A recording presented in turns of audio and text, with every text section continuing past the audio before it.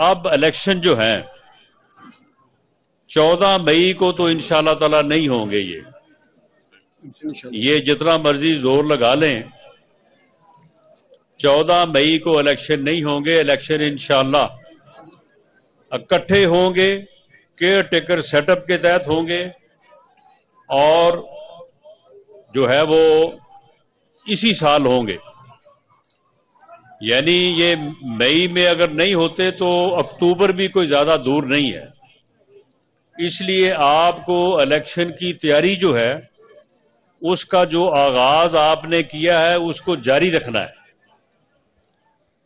یہ الیکشن مئی میں ہوں یا اکتوبر میں ہوں، یہ آپ نے اپنے اس عمل کو جو ہے وہ روکنا نہیں ہے، اور آپ نے گھر گھر جا کے اس پیغام کو پہنچانا ہے.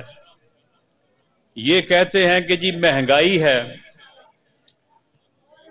اور مہنگائی کی وجہ سے عام آدمی کو مشکلات کا شکار ہے.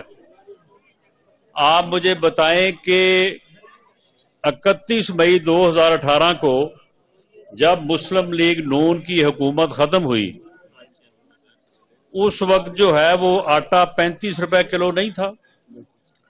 اس وقت ڈالر کی قیمت کیا تھی؟ اس وقت پٹرول 65 روپے لیٹر نہیں تھا. اس وقت عام آدمی جو ہے وہ اپنی گزرے اوقات باعزت طریقے سے نہیں کر رہا تھا. 2013 میں جب ہماری حکومت بنی تو پورے ملک میں 20 گھنٹے لوڈ شیڈنگ تھی اور دہشت گردی کے واقعات روز ہوتے تھے.